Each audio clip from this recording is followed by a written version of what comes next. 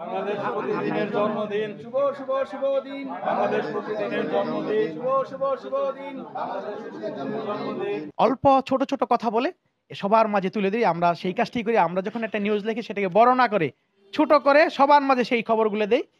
তো এইটা এই জনপ্রিয়তার শীর্ষের একটাই কারণ যে আপনাদের ভালোবাসা, এবং এই এলাকার মানুষ এই পত্রিকায় ভালোবাসে, এবং এখানকার পাঠক যারা আছেন সবাইকে বাংলাদেশ প্রতিদিন পরিবারের পক্ষ থেকে শুভেচ্ছা অভিনন্দন।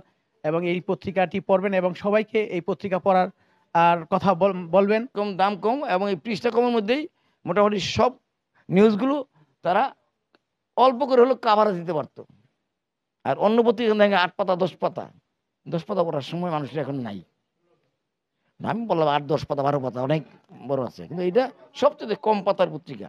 এই জন্য এটা খুব দ্রুত সময়ের মধ্যেই এটার জনপ্রিয়তা সবার ঊর্ধ্বে। 2010 সালে বাংলাদেশ প্রতিদিনের প্রতিষ্ঠা। এই প্রতিষ্ঠার পর থেকে আমার এক ভাই বলেছেন যে হাঁটি হাঁটি পা পা করে। আসলে এই বাংলাদেশ প্রতিদিন পত্রিকাটি হাঁটি হাঁটি পা পা করে এর উত্তরণ ঘটেনি আমার জানা মতে। অন্যান্য পত্রিকার বেলায় যেমন হাঁটি হাঁটি পা পা করে আসতে হয়, বাংলাদেশ প্রতিদিন এই প্রতিষ্ঠার সময় থেকেই এইটা এই পত্রিকার জগতে এক নতুন মাত্রা যোগ করে এবং হু হু করে এর পাঠক জনপ্রিয়তা অর্জন করে।